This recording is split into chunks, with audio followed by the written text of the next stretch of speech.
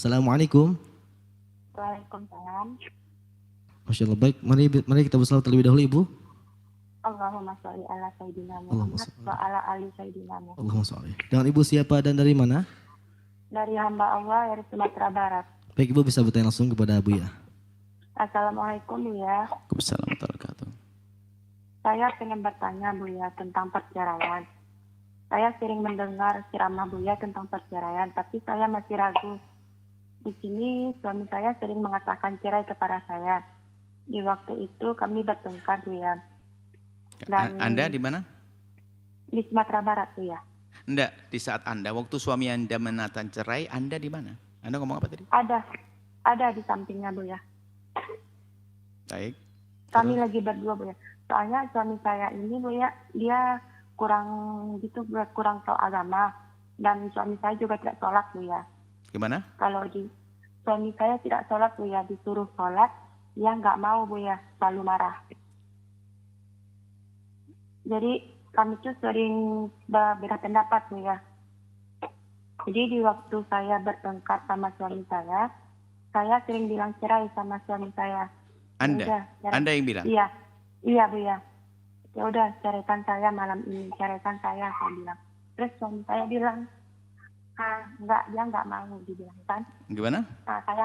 Suami saya enggak mau ceraikan saya. Sebentar, baik. Baik. Terus saya bilang selalu kan ceraikan malam ini juga. Terus suami saya bilang enggak, dibilang kan. Saya mau ceraikan saya bilang kan. Terus suami saya bilang enggak. Saya paksa terus buat ceraikan saya. Akhirnya suami saya bilang, ya udah cerai. Kalau mau cerai, dibilang kayak gitu dia. Terus besoknya kami baikan ya. Pas kami baikan, suami saya minta maaf dan minta rujuk. Terus saya nanya, kenapa bilang cerai semalam? Kalau nggak dijawab cerai, kamu nggak bakalan diam, dibilang dia. Ya udah, kalau dijawab cerai, diam kan, masalah kita selesai, dibilang. Itu yang pertama, Bu ya. Terus saya bilang kan, itu ada niat nggak pas menceraikan saya? Nggak, saya nggak ada niat. Cuman karena kamu nyuruh cerai aja, dibilang. Kalau nggak dijawab cerai, kamu nggak bakalan diam, dibilang Bu ya. Itu kan yang pertama cerainya. Terus yang kedua itu kami juga bertengkar Bu ya. Pas kami Anda sedang bertengkar itu, ya rupanya? Iya, sering bertengkar Bu ya. Bagus. Karena beda pendapat saja itu Bu ya. Terus kalau suami saya diajarin Mungkin saya akan sebentar intermezzo. Saya undangkan sutradara biar jadi sinetron nanti. Jadi kayak gitu kami bertengkar. Soalnya suami saya kalau disuruh yang baik dia selalu marah Bu ya. Kayak disuruh sholat, ya nanti ya sholat lah, ya nanti kayak gitu aja Bu ya. Terus bertengkar kayak gitu. Terus yang kedua? Yang kedua itu kami bertengkar. Terus tiba-tiba suami saya ini menyendiri Bu ya. Akhirnya? Bermenung. Dia bermenung, pas bermenung. Terus tiba-tiba dia bilang kayak gini, ya udah dek kita cerai aja malam ini. Kayak gitu dibilang. Terus saya kaget pas bilang kayak gitu kan. Pas dibilang kayak gitu, besoknya dianya baikan lagi. Dibilang kan, terus kapan minta cerai?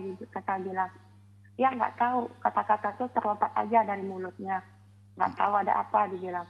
Tapi itu ada niat juga, nggak ada niat. Soalnya nggak tahu, kata-kata itu cuma terlompat aja dari mulutnya. Terus karena saya ragu, udah 2 kali kan dia, saya bicara pada mertua saya. Pas saya bicara pada mertua saya, terus mertua saya nyuruh kita ke ustadz. Pas saya pergi ke ustadz, saya bilang sama ustadz tuh, Pak, kalau tentang perceraian ini saya pernah dengar ceramah, itu kan ada 2 macam.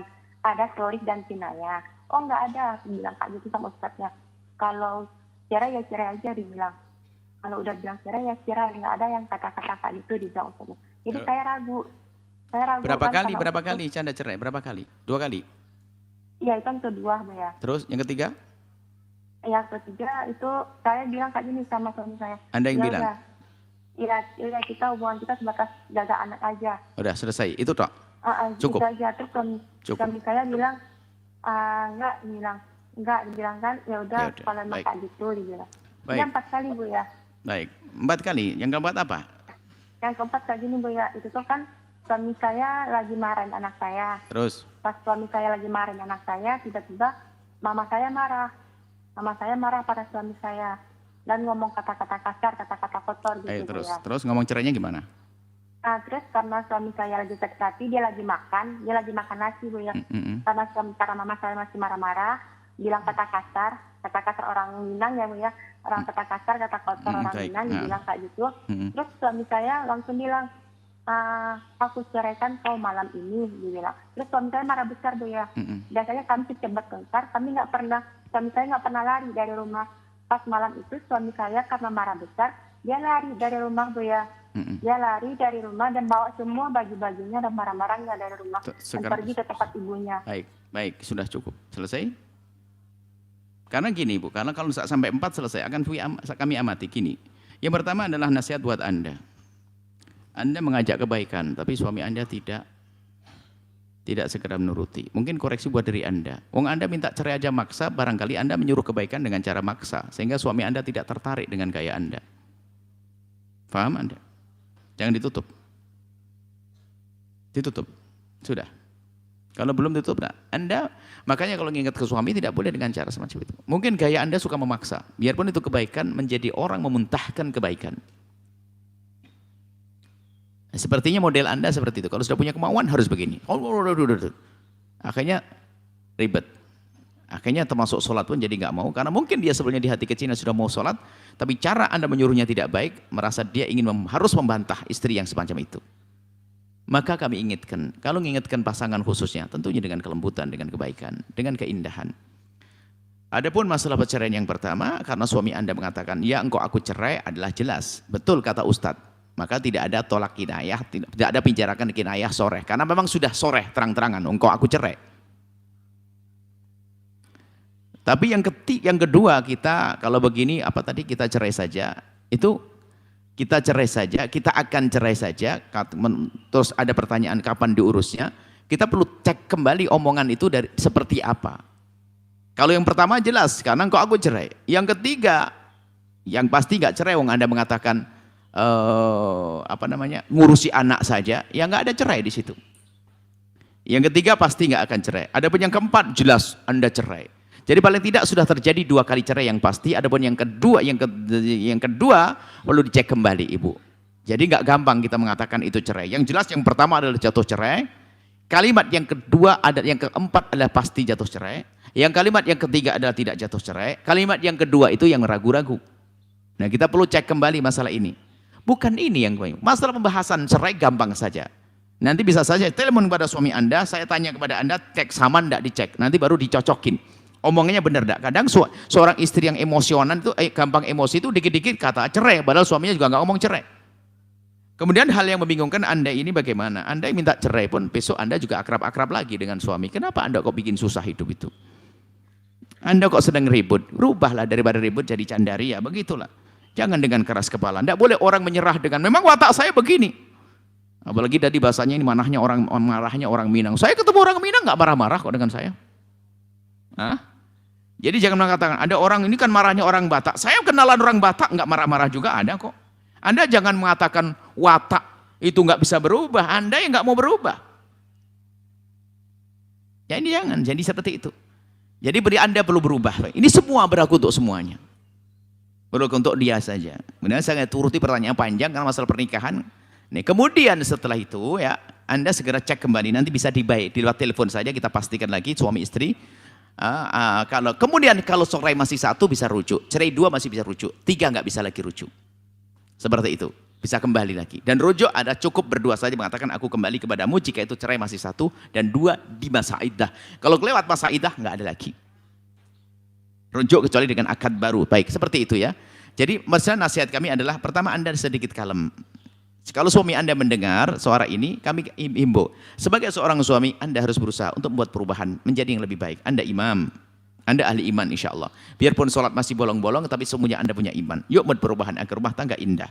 Anda sebagai seorang istri, kurangi cerewet Anda. Karena dari cerita ini Anda yang suka. Anda minta cerai. Anda menyuruh melakukan kebaikan. Gaya ini adalah dikit-dikit Anda ribut. Bisa saja orang menjadi suka ribut gara-gara perilaku Anda yang semacam itu. Anda berubah juga. Suami Anda harus berubah. Ya. Kemudian lihat, permasalahan-permasalahan perceraian itu jangan buru-buru rujuk. Siapapun naudzubillah yang diuji dengan perceraian, tanya dulu dong sebab cerainya itu apa.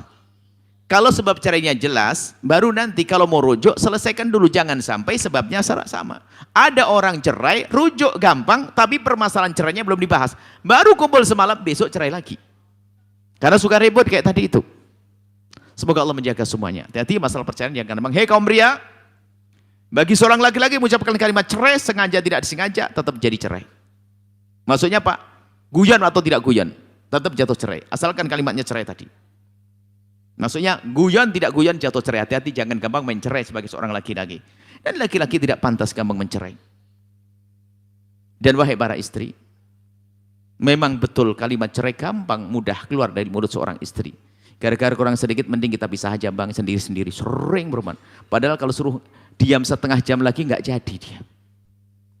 Karena memang begitu wanita itu lembut, kadang kalau mendapatkan beban sedikit emosinya bergolak. Lalu dia mengatakan, bang bisa saja. Padahal kalau disuruh bertahan, suaminya keluar sebentar saja dicari dia. Maka dari itu, hei para suami, kalau dengar istri gampang minta cerai, Anda jangan mudah mendengarnya. Karena itu adalah sesaat saja. Kalau dalam bahasa kita tuh kalimatnya sih cerai, tapi artinya bang yuk kita berubah gitu. Laki-laki harus paham, bukan dia minta cerai beneran. Buktinya tadi katanya, ini yang bertanya bingung juga cerai kan. Mestinya kalau dia sudah nggak senang betul kan, sudah alhamdulillah sudah diceraikan begitu, masih bimbang dia. Sebenarnya ada cinta yang tersembunyi, itu adalah asas untuk membangun keindahan. Masih ada cinta. Jangan nuruti emosi hawa nafsu. Semua dalam jalan hidup kalau dengan emosi dan hawa nafsu nggak ada beresnya. Wallahu a'lam bishawab. Setelah Anda menyaksikan video ini, jangan lupa berselawat kepada baginda Nabi Muhammad sallallahu alaihi wa alihi wa sahbihi wasallam.